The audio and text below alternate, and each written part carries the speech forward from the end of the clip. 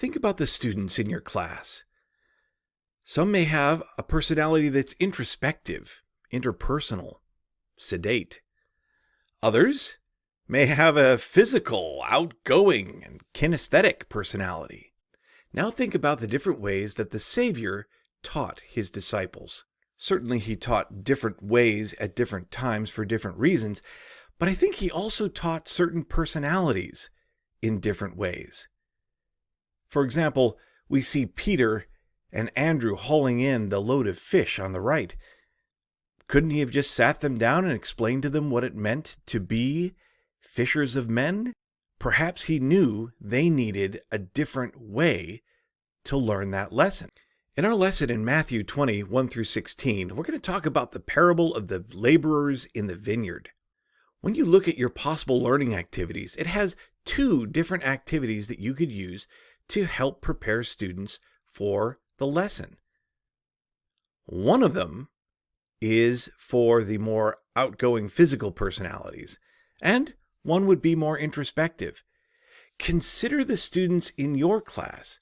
Which one could use a little more attention, and let that help you determine which one you'll use for the opening of the lesson.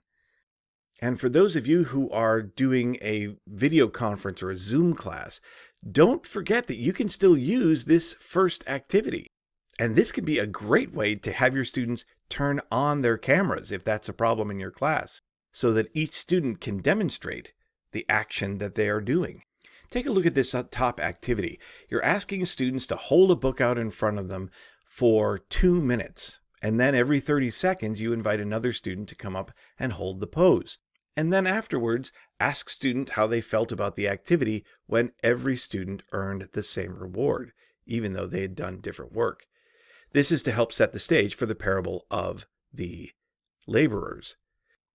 Also, as you look ahead in the video, you can read scriptures or you can use video clips. If that's a possibility for you, and especially if you haven't used very many, please consider this. This is another way to captivate those students who may learn differently or have a harder time with just reading, thinking, and talking about their feelings. When you reach the second video clip, which talks about the payment that each of the laborers received, you may want to offer a modern example of how they might be feeling back then. An employer might say, "Work for the day and I will pay you $100. Assuming a 12-hour day of work, look at how this breaks down. Those who came in on the third hour worked only 9 hours. They should be paid $75. The sixth hour only worked 6 hours. They should be paid $50, and so on, until you get to those that only worked 1 hour, should be paid about $8. How would they feel when everyone is paid $100? Is that fair?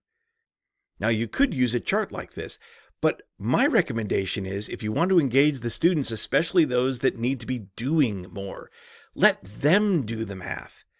Walk through the parable and ask yourself, using the idea of $100 a day, okay, well, if they came in on the third hour, how many hours did they work? Great, how much money should that be? And let them work through the math as you go through it. They may have a tendency to learn and retain more if they've paid the price for the knowledge. Whichever activities you choose to use, please use these great questions to help lead the discussion for the students.